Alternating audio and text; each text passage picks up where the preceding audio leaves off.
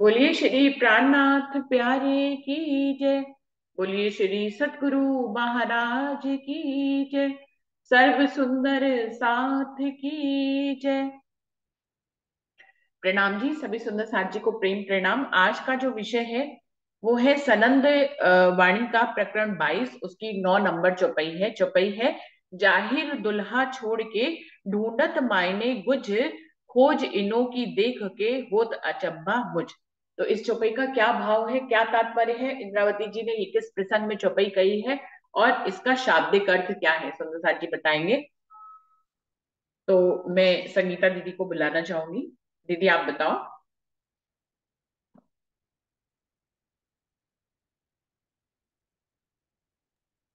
दीदी प्रणाम जी। प्रणाम जी।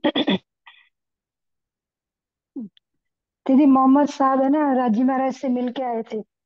तो उन्होंने कुरान में राजी महाराज के स्वरूप श्रृंगार का वर्णन किया है। तो ये बात मतलब सुंदर साहब को बता रहे हैं भाई, वहाँ का तुमको वर्णन करके बता दिया है, फिर भी तुम शास्त्रों में कुछ भेद ढूंढ रहे हो। तो राजी महाराज कहते हैं मेरे को हंसी आती है। तो कुछ ऐसा समझ आ रहा है दीदी। प्रणाम जी। प्रणाम जी। प्रणाम जी।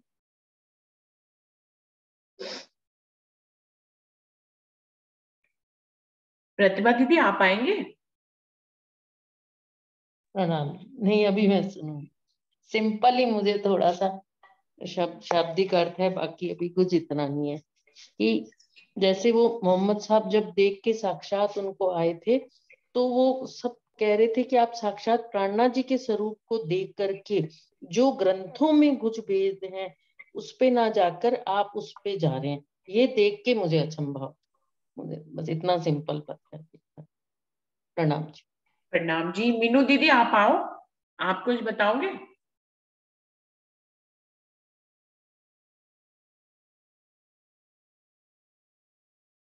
मीनू दीदी। दीदी मैं सुन रही हूँ। ठीक है, ठीक है।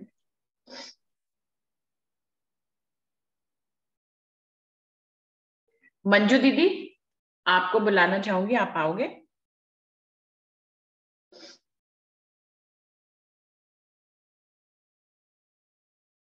मंजू दीदी।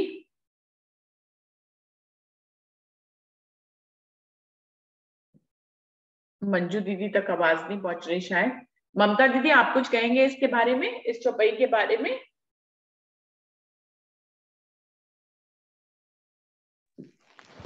हाँ जी, प्रणाम जी। प्रणाम जी। मैं थोड़े ठहर के बताती हूँ। जी। बबीता दीदी आप कुछ कहेंगे क्या।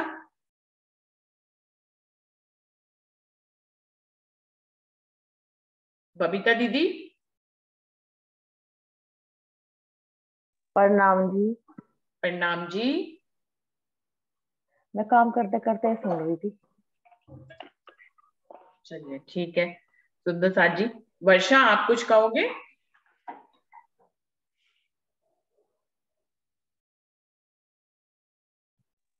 प्रणाम जी। सचिंद्र साथ जी के चरणों में प्रेम प्रणाम जी। दीदी प्रणाम इसमें जी। तो यही समझ, जैसे चौपाई में अर्थ है इसका कि जाहिर दुल्हा छोड़ के ढूंढत मायने गुज, इन मतलब इनको इनकी अकल देख के बहुत अचंभा मुझ। कि मतलब जैसे प्राणनाथ जी जाहिर हो गए हैं, इसमें आया है कि मोहम्मद साहब जो हैं वो प्राणनाथ जी राज्य से मिलके आए हैं।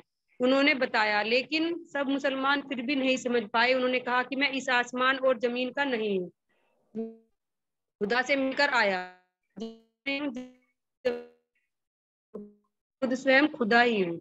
तो ये बात जो है ये मोमिनों के वास्ते कही गई थी। तो जब मोमिन इस श्यामा जी के साथ मोमिन, तब ये भेद जब उसके बाद प्राणनाथ जी के तन से प्रकट हुए तब मोमिन समझ पाए। लेकिन मुसलमान आज तक ये नहीं समझ पाते कि रसूल साहब मात्र पैगंबर ही माना है, जबकि रसूल साहब के रूप में स्वयं और वे उसमें अभी भी उसके इस बात को ये इस तरह से भी साबित करते हैं कि आज भी कुछ सुंदर साथ हैं जो प्राणनाथ जी की वाणी से उनकी पहचान न करके शास्त्रों के जो गुप्त भेद हैं उनके माध्यम से उनकी पहचान करना चाहते हैं, जबकि राज्य की वाणी राज्य की पहचान उनकी वाणी से है।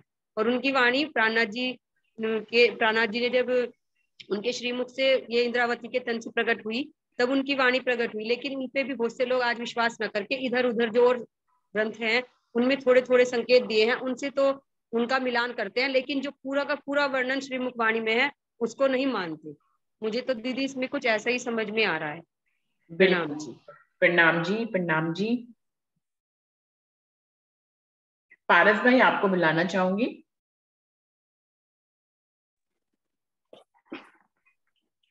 प्रणाम जी दीदी।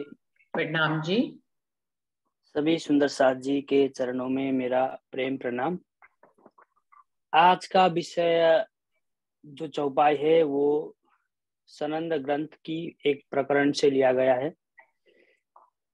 तो ये बताता है कि ये कते पक्ष की बात को जाहिर करना चाह रहा है ये ग्रंथ। तो कहीं ऐसा हुआ कि एक कवि था, तो उस कवि ने ऐसी कविता लिखी, वो जग प्रसिद्ध हुआ। हर जगह, हर स्कूलों में, कॉलेज में उसकी पढ़ाई होने लगी, उसकी चर्चा, व्याख्या, विश्लेषण उस कविता पर होने लगी। वो कविता इतना जोर शोर से प्रसिद्ध हुआ कि हर तरफ उसकी चर्चा, उसका पठन, उसका भाव समझने का प्रयास, उसमें टीका, उसमें टिप्पणी होने लगी। तो कवि ने एक दिन सोचा कि चलो मैं भी एक दिन कॉलेज जाता हूँ भेष बदलकर, और सुनता हूँ कि मेरी लिखी हुई कविता पे लोग कैसे कैसे विश्लेषण करते हैं। तो वो कवि गया, एक कॉलेज पे गया, एक विद्यार्थी का रूप बनाकर उस क्लास कक्षा में प्रवेश किया और अपना ही कविता जो पुस्तकों में पठन पाठन होता था उसका विश्लेषण सुनने लगा। तो सुनते सुनते जो कॉलेज का प्रोफेसर था, तो उसने उस कविता की भाव को बताते हुए, सभी विद्यार्थी को बताते हुए, स्पष्ट करते हुए जो भाव रखा, तो वो विद्यार्थी जो कवि जो विद्यार्थी के रूप में आया था, उसने बीच में प्रोफेसर की बात को रोककर उसने बीच में कहा कि नहीं, मुझे नहीं लगता इसमें कवि ये भाव रखना चाहते हैं, आपने इसका गलत अर्थ किया। तो प्रोफेसर नाराज हुआ। मैं 30 साल से 35 साल से इस कॉलेज में पढ़ा रहा हूँ, मैं विभिन्न साहित्य का मुझे ज्ञान है, तुम कैसे मेरी बात की खंडनी करते हो। तो ये बहस उन दोनों में बढ़ता रहा और कवि जो विद्यार्थी के रूप में है वो कहता रहा नहीं, ये कवि का भाव इसमें, इस कविता की चौपाई में ये भाव नहीं है। तो ये बहस बढ़ गया और दोनों ही प्रिंसिपल जो कॉलेज का डीन था उनके सामने पहुंच गए। पहुंचते ही डीन ने प्रोफेसर से कहा कि शायद तुमने इस कविता के रचयिता कवि का सिर्फ नाम सुना होगा, देखा नहीं होगा। ये तो वही कवि है जिसने ये कविता लिखी हुई है, ये सब कविता उन्हीं की भाव है। तो ये बात, ये रहस्य खुलते ही वो प्रोफेसर कवि से माफी मांगने लगा कि मुझे नहीं था पता कि आप ही इस कविता के रचयिता है।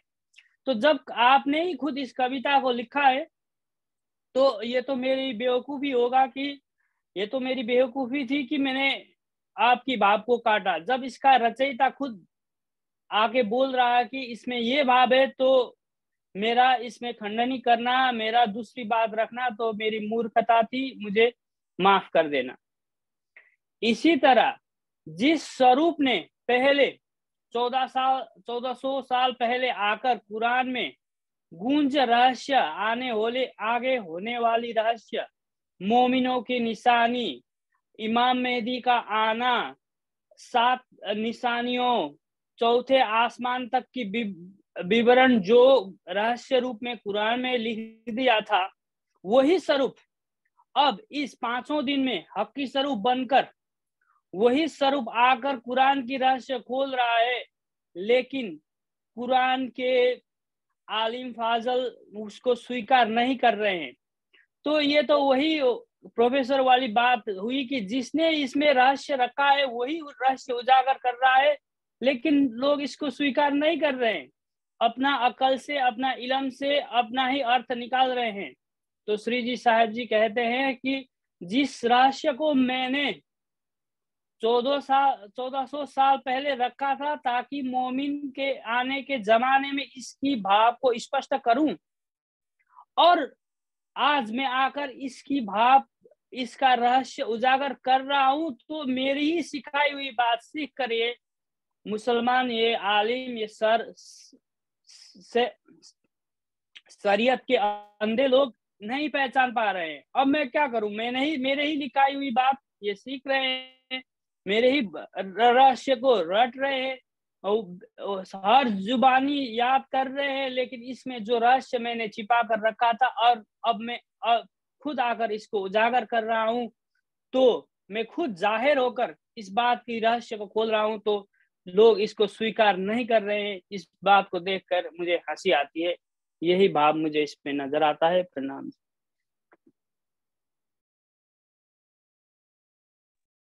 प्रणाम जी। तो पारस भाई ने कहानी से एकदम बिल्कुल अच्छे ढंग से उसको क्लियर किया है। हरीश भाई तो है ही नहीं, मुझे लग रहा है। रंजना, आपको बुलाना चाहूंगी।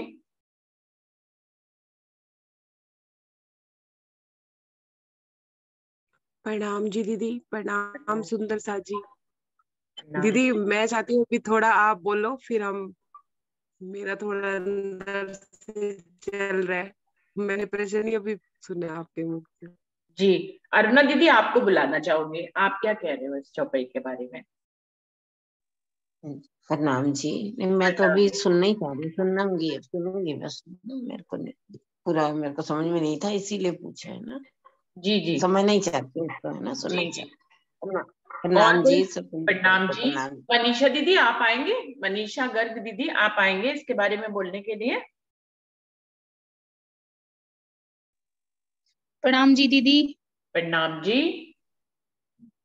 दीदी इसके बारे में तो ये कुछ इस टाइप से है कि जैसे शास्त्रों में लिखा है कि सूरज निकलता है तो चारों तरफ लालिमा छा जाती है, तो इस तरह की चीजें। लेकिन सूरज निकलने के बाद जो लोग उठ रहे हैं और फिर वो उन चीजों को ढूंढ रहे हैं कि सूरज निकलने के टाइम तो पूरब में लालिमा होती है, लेकिन वो अभी तक उन्हें दिखाई नहीं दे रही। तो इसी तरह की स्थिति कुछ है लोगों की, जो सामने बैठे हुए प्राणनाथ जी को तो देख नहीं रहे हैं और उनकी साक्षियों के आधार पे उन्हें ढूंढने की कोशिश कर रहे हैं अभी तक भी।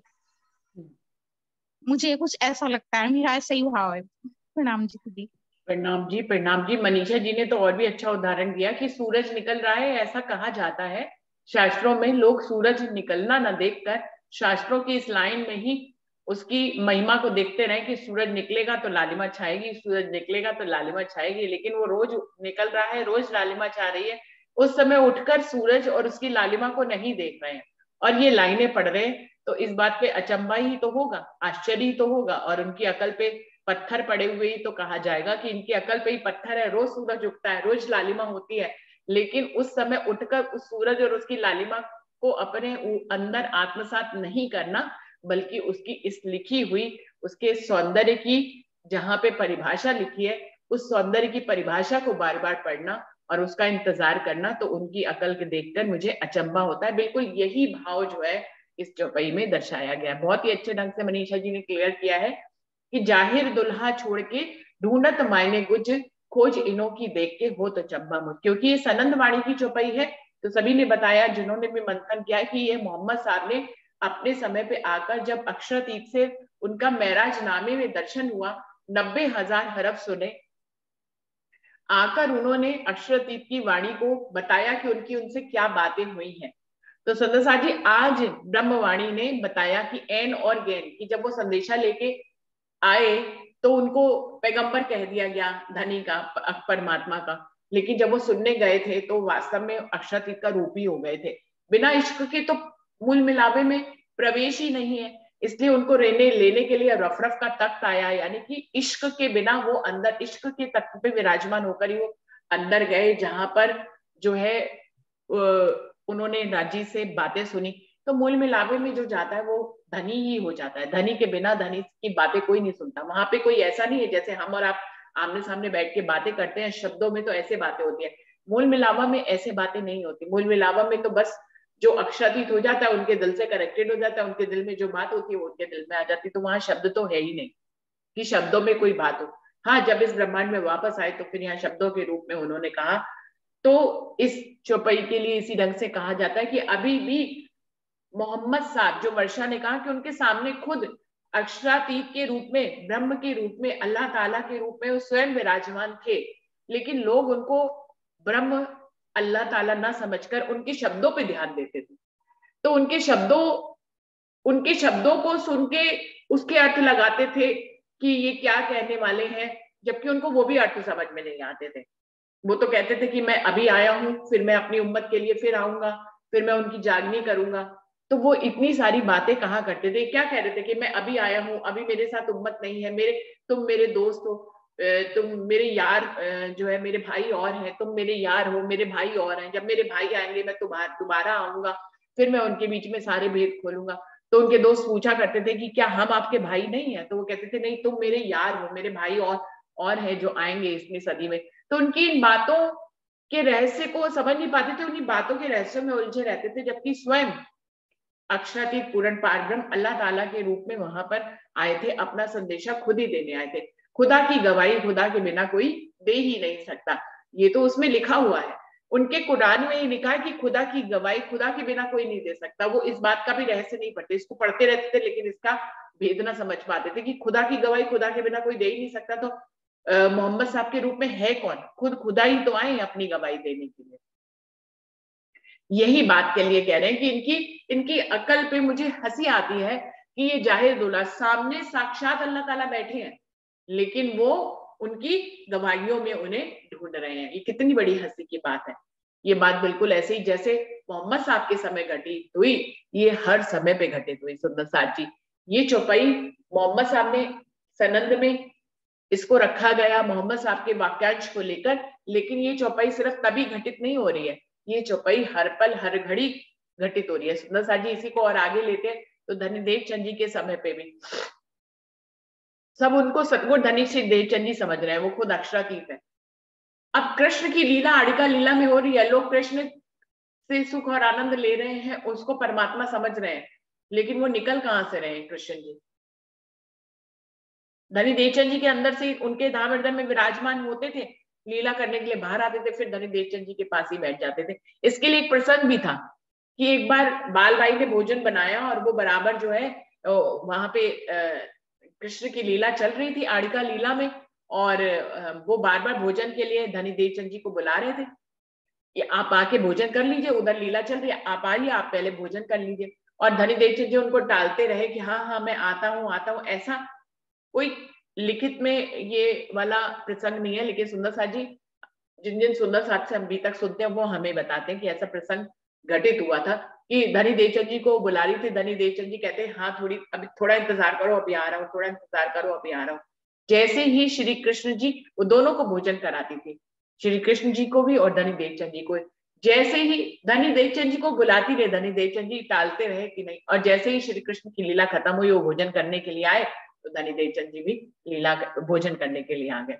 तो क्या है सुंदर साथ जी, जाहिरी रूप में धनी देवचंद जी राज्य ही थे, लेकिन उनके अंदर से जो आड़िका लीला हो रही थी, लोग उससे आकर्षित हो रहे थे, कोई उनकी पहचान नहीं कर पाया था। इसीलिए तो 313 वासनाएं जागने के बाद भी सो गई, क्योंकि उन्होंने आड़िका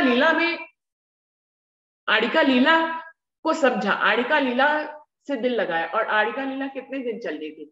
जितने दिन चलनी थी वो चमत्कार की लीला थी, एक दिन तो गायब होनी ही थी। जैसे ही वो गायब हुई तो लोग भी सो गए।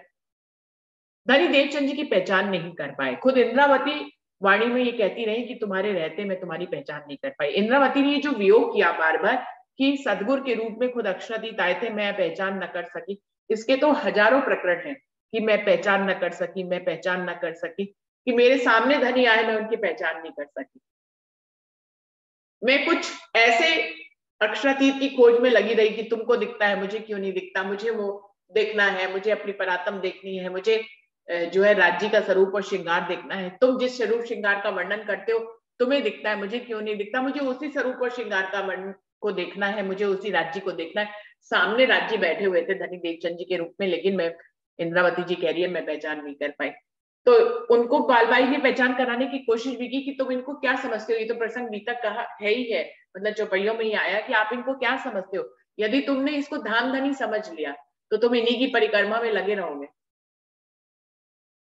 तब फिर तुम किसी और चीज को मांगोगे ही नहीं। हमें क्या ही मांगना है कि यदि सामने ही आ गए। तो ये तो हो गई तीसरे दिन, चौथे दिन और पांचवें दिन की लीला। अभी छठे दिन में क्या है, सुंदर साथ जी आज भी है। जिन सुंदर साथ ने महाराज जी को राज्य मांग लिया, वो हम सब उनकी बुराई करते हैं कि वो वाणी को नहीं मानते, ऐसा हम लोग कहते हैं। उसमें कोई भी सुंदर साथ आ सकते हैं जो महाराज जी को राज्य के रूप में जिन्होंने देख लिया, उनकी बीतक जहां तक छपी हुई है उसके आगे भी बीतक और है, जिसमें बहुत से सुंदर साथ के साथ जो जो चमत्कार हुए उन सबका उसमें वर्णन है। मैंने आगे तक बीतक को पढ़ा है। तो सुंदर साथ जी उस बीतक में आप पढ़े, महाराज जी ने अपने साथ लगे हुए सुंदर साथ को इतना अपना स्वरूप दिखाया है, कभी कृष्ण के रूप में, कभी राज्य के रूप में। आगे जो उनकी बीतक जो सब जगह हरे रंग की जिल्द वाली पड़ती है, उससे आगे भी बीतक और बहुत सारी है जो मैंने अब पढ़ी है, अभी मेरी पूरी हुई है, जिसमें हर एक सुंदर साथ को उन्होंने दर्शन कराए। तो जिन्होंने उनके स्वरूप, उनके रूप के अंदर दर्शन कर लिए, वो फिर जिसने राज्य को उनके अंदर देख लिया, वो वाणी पे कैसे ही जाएंगे, है ना। वो वाणी पे इसलिए नहीं जा पाते क्योंकि उन्होंने उनके स्वरूप में राज्य को देख लिया। अभी जो लोग वाणी को पढ़ते हैं वो उनको गलत ठहराते हैं, अभी क्योंकि महाराज जी का तन जा चुका है। जब महाराज जी का तन जा चुका है तो हम लोग कहते हैं कि उनको वाणी को ही जानना चाहिए, उनको वाणी को ही समझना चाहिए। पर वो कहते हैं कि जब हमने उनके रूप में ही राज्य को देख लिया, हमारी मंजिल पूरी हो गई। अक्षरातीत को पाना ही तो मंजिल है सुंदर साथ जी। फिर वो ब्रह्मवाणी के माध्यम से पाया जाए या किसी तन में किसी ने राज्य को देख लिया, उसमें उसने सारा समर्पण कर दिया, तो एक ही तो बात है, इसमें अलग बात कहाँ है। तो सुंदर साथ जी ये बात हर पल हर घड़ी घटित होती है। जब जब राज्य आते हैं, हम सभी को मालूम है राज्य हमें छोड़ के कहाँ परम धाम थोड़ी ना चले गए, आज भी हमारे साथ राज्य है। जरूरत है पहचान करने की। अभी हमें जब तक किसी तन में नहीं दिखते तो हम ब्रह्मवाणी से लगे रहते हैं। हम वो सुंदर साथ हैं जो हम धनी को ब्रह्मवाणी में, ब्रह्मवाणी पे धनी सिंहासन पर ब्रह्मवाणी को बिठा गए तो हम ब्रह्मवाणी से जुड़े हुए, है ना। हम पांचवें दिन की लीला में अक्षरातीत धाम धनी को, हक की स्वरूप जिसको उन्होंने महिमा दी है, मेरा ठाकुर को, इंद्रावती को हम महारूप तक देख पाते हैं क्योंकि उसकी हमें गवाहियां मिलती हैं। अब अगर आज भी किसी तन में अक्षरातीत बैठकर लीला कर रहे हैं मान लीजिए, है ना, तो हम इतना समर्पण कहाँ कर पाते हैं। तन में अनेक अवगुण होते हैं, हम अवगुणों को देख लेते हैं तो हम अक्षरातीत को नहीं देख पाते। हम अक्षरातीत को सर्वगुण संपन्न समझते हैं। हम समझते हैं कि अक्षरातीत जहां होगा वहां कोई भी दैहिक लीला नहीं हो सकती, ऐसा हमें लगता है क्योंकि हमने राज्य को इतने ऊंचे स्थान पे बिठा रखा है कि उसमें कोई भी दैहिक अवगुण को हम स्वीकार ही नहीं कर पाते। तो इसलिए पहचान बहुत कठिन है। इंद्रावती के समय पे भी जब उनके अंदर अक्षरातीत पूर्ण पारब्रह्म विराजमान हुए थे, तो सुंदर साथ जी बीतक में कई प्रसंगों में आता है कि सुंदर साथ उनके ऊपर संशय किया करते थे। ऐसा भी जब मिर्गी की बीमारी आई तो सुंदर साथ ने संशय किया कि अगर इनके अंदर अक्षरातीत थे तो मिर्गी की बीमारी ही क्यों आई। संशय जगह जगह दिखाए गए बीतक में। उनके तन में अक्षरातीत पूर्ण पारब्रह्म बैठे थे, फिर भी जिन 12 मोमिनों को उन्होंने औरंगजेब के पास भेजा और काम पूरा नहीं हुआ, उनको वहां पे मार खानी पड़ी। तो सुंदर साथ जो अलग से थे, जो गए नहीं थे, वो ऐसा संशय करते थे कि ये अगर अक्षरातीत थे तो इन्होंने 12 मोमिनों को कुएं में क्यों धकेल दिया। ऐसे प्रसंग आते हैं ना बीतक में कि संशय सुंदर साथ ने जगह जगह किया। उनके रूप में जब अक्षरातीत, जिसको खुद अक्षरातीत महिमा दे रहा है कि मैं इस तन में विराजमान हूं, उस तन पे भी संशय आए हैं। बीतक में ऐसे बहुत से प्रसंग आए कि उनको यदि मालूम था कि औरंगजेब को नहीं जागना है तो बार बार उनको जगाने का प्रयास ही क्यों करते रहे। ऐसा भी सुंदर साथ ने सोचा जगह जगह पे। तो बहुत जगह उनको संशय सुंदर साथ को हुआ। मुकुंददास जी को तो यहाँ तक संशय हुआ कि अक्षरातीत पूर्ण पारब्रह्म में तो इनको भीख क्यों मांगनी पड़ रही है। ये अक्षरातीत पूर्ण पारब्रह्म में तो इनको भूखा क्यों रहना पड़ रहा है जब एक भी पैसा नहीं था। शिवजी साहिब जी चटाई पे, वो खाट पे जो है बिल्कुल भूखे, 3 दिन से 5 दिन से भूखे बैठे हुए थे। तो सुंदर साथ जी को संशय हुआ उनके ऊपर, उनके स्वरूप के ऊपर कि अक्षरातीत पूर्ण पारब्रह्म है तो ये तो कुछ भी कर सकते, भूखे क्यों बैठे हैं। और अक्षरातीत पूर्ण पारब्रह्म है तो औरंगजेब और उसकी सेना से बचते क्यों फिरते हैं। अक्षरातीत पूर्ण पारब्रह्म है तो सुंदर साथ को भीख क्यों मंगवा रहे हैं, टुकड़े क्यों खा रहे हैं। वो तो कुछ भी अक्षरतीत पूर्ण पारब्रह्म है, पूरे ब्रह्मांड, तीनों ब्रह्मांडों का राजा है। वो क्यों भीख मंगवा रहा है? खुद भी भीख के टुकड़े खा रहा है, सुंदर साहब को भी भीख मंगवा रहा है, उनको भी टुकड़े खिला रहा है।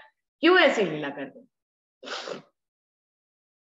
तो यही सारी बातें हैं सुंदर साहब जी इस चौपाई में। ये चौपाई सिर्फ मोहम्मद साहब के समय घटित नहीं हो रही, ये तीसरे दिन में घटित हुई, चौथे दिन में घटित हुई सुंदर साहब जी ये चौपाई, ये पांचवें दिन में घटित हुई, ये छठे दिन में घटित हुई, आज भी घटित हो सकती है कि कहीं राज्य की बैठक को हम उस तन को पहचान ही ना पा रहे हो, क्योंकि हमें वो तन हमारे साथ ही पला बड़ा बड़ा हुआ हो, क्या मालूम, है ना? ऐसा कह ही सकते हैं ना कि हमारे साथ ही सब कुछ उन्होंने प्राप्त किया और धीरे धीरे उनकी मंजिल बदल गई, हम अपनी जगह पे खड़े हो गए, वो आगे निकल गए, उनकी ब्रह्मवाणी हमसे आगे है। वो जब बोलते हैं तो एक अलग ढंग से बोलते हैं, हम बोलते हैं एक अलग ढंग से बोलते हैं।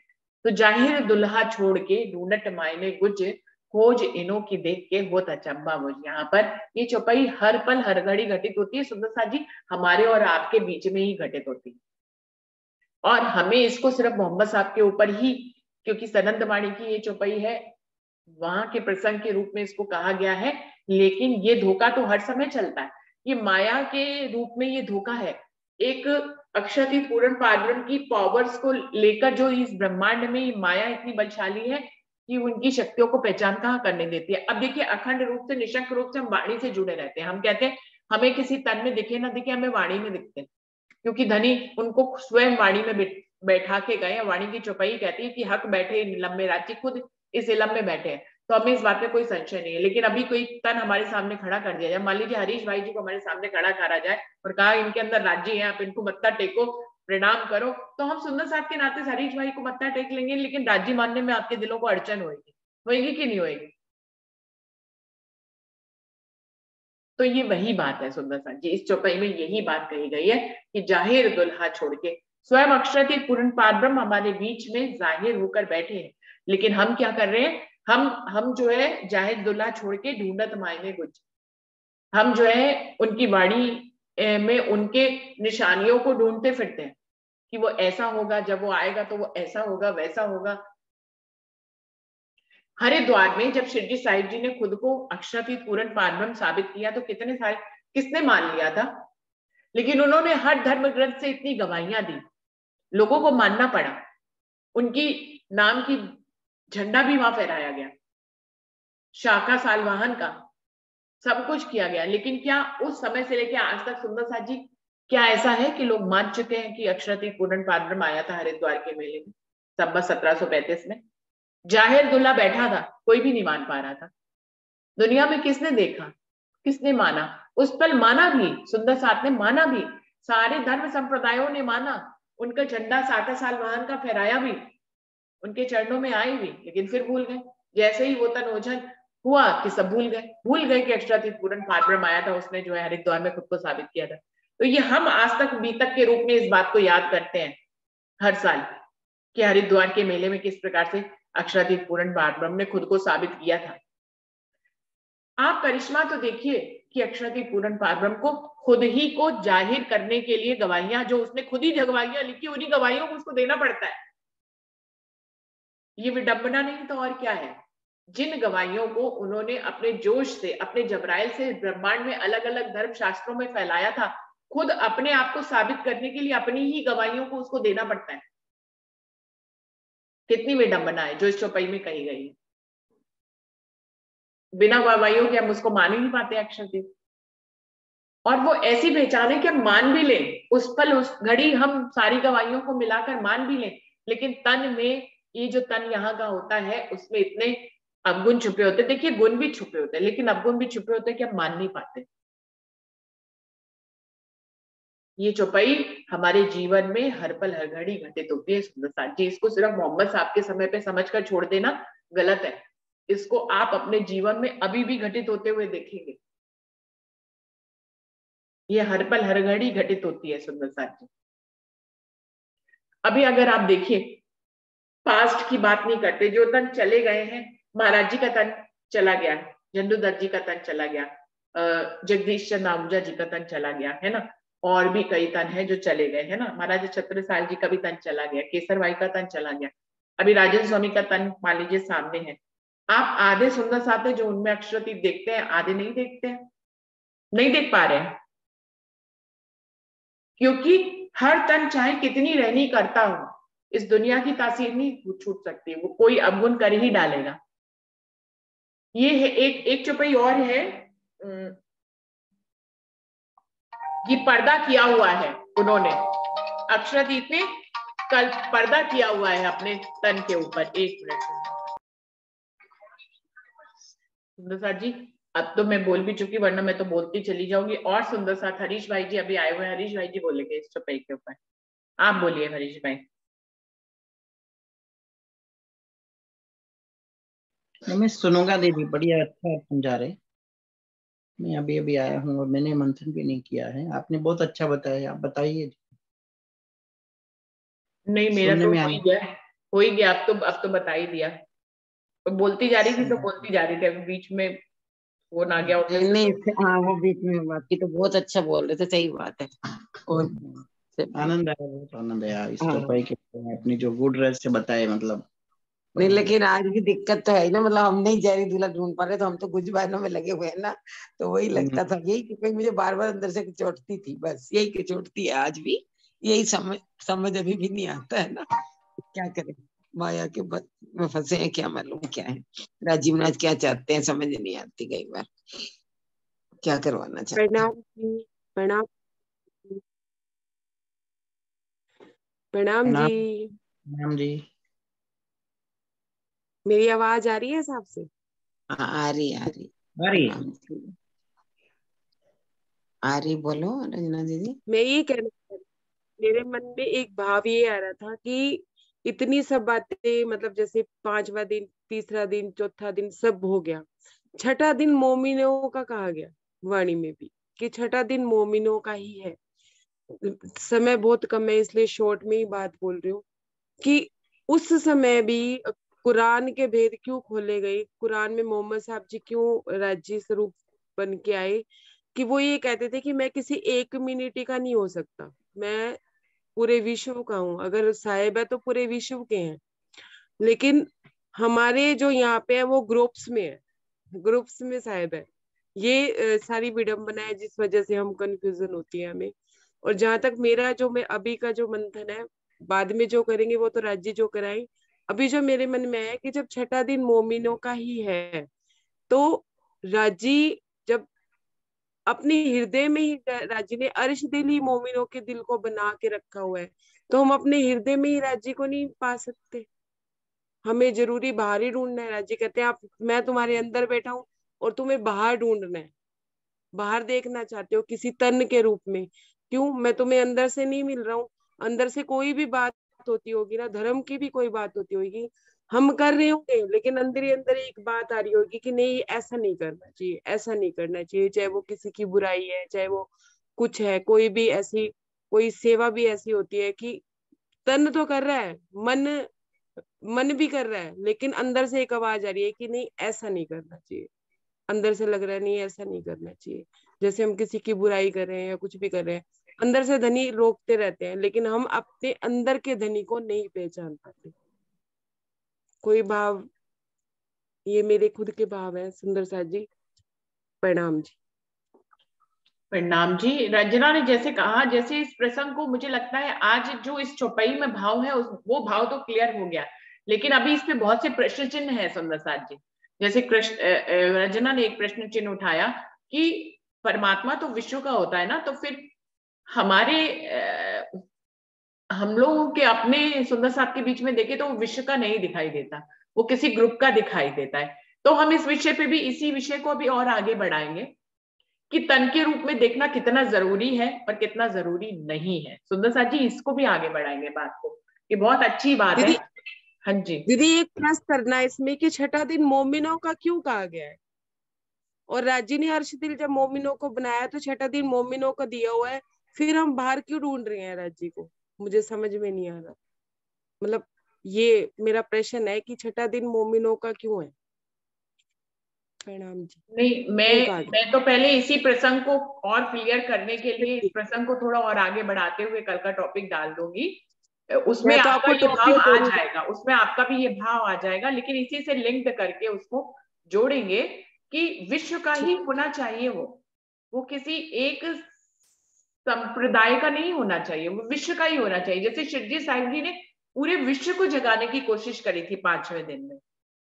वो खाली ऐसा नहीं था किसी ग्रुप में रहते थे, हरिद्वार में उन्होंने पूरे विश्व के सामने खुद को अक्षरतीत पूर्ण पारब्रह्म जाहिर किया। फिर उनके साथ जो पन्ना जी में जमात थी वो पूरे विश्व की जमात थी, मतलब खाली ब्रह्म सृष्टियां नहीं थी, ब्रह्म सृष्टियां तो मुट्ठी भर थी, 500 थी, बाकी तो सब जीव सृष्टि ही थी। तो पूरे विश्व के लोग ही तो, हर धर्म संप्रदाय के लोग ही तो उनके साथ थे। तो आज हम जिन तनों में देखने की कोशिश भी करते हैं तो उनके साथ सब लोग क्यों नहीं, ये प्रश्न हम उठा सकते हैं ना। इसी प्रसंग को आगे ले सकते हैं, उसी में फिर आपकी वाली बात भी आ जाएगी। सुंदर साहब जी क्या कहते हैं कि इसको, इस प्रसंग को और आगे बढ़ाया जाए कि यहीं छोड़ दिया जाए? कुछ आप लोग भी अपना विचार दें। नहीं, बढ़ाया जाए दीदी, बढ़ाया जाए, बढ़ा से और भी निकलेगा, और भी कुछ मजा आएगा, और भी जानने को मिलेगा। क्योंकि इस चौपाई का शाब्दिक अर्थ तो लगभग क्लियर ही हो गया, आज के विषय में शाब्दिक अर्थ तो क्लियर हो ही गया, लेकिन ये प्रैक्टिकल है। इस चौपाई में जो कहा गया है वो प्रैक्टिकल करने की बात है। खाली चौपाई का अर्थ जान लेने भर से ये बात क्लियर नहीं हो जाती है। हम इस पे अमल कैसे करें? इस चौपाई में जो भाव दर्शाया गया है उसको हम अमल में कैसे लाएं? हम देखना भी चाह रहे हैं तो हम नहीं देख पा रहे हैं। सुंदर सर जी, आज अगर हम अपनी मजबूरी हम लोग सब देखें, किसी तन में हम देखना भी चाह रहे हैं मान लीजिए, और हम सोचते हैं कि हम उस तन पे ही समर्पण करें, तो ही तो ब्रह्मरानी हमसे छूटेगी ना, जब हमें कोई तन ऐसा मिलेगा, है ना। तो आज हम इसको प्रैक्टिकल कैसे करें, इस चौपाई को कैसे घटाएं अपने जीवन में प्रैक्टिकल, तो इसको ही आगे और बढ़ाते हैं। उसमें रंजना वाली बात भी आ जाएगी, और फिर अगर और क्लियर करना होगा तो सोमवार तक और आगे ले जाएंगे। उसमें क्या है, हमारे पास कौन सी समय की कमी है? राजीव जी समय देना है। बिल्कुल। छठे दिन की लीला में मतलब कैसे जाहिरी दूल्हा है, बस ये बात हो गई ना, ये क्लियर होना चाहिए ना। हाँ जी, क्लियर होना चाहिए कि हम इस चौपाई का अर्थ तो समझ गए आज के छठे दिन की लीला में, लेकिन इसको इम्प्लीमेंट कैसे करें? बिल्कुल बिल्कुल सही बात है ना। ऐसे बाबा दयाराम जी की बात कोई कम होती क्या? उनको कितना सुंदर साथ उनके साथ लगा, और कितना उनके साथ भी कईयों ने अनुभव किया सब कुछ। ज्वारदास महाराज जी के साथ कईयों ने बहुत कुछ अनुभव किया।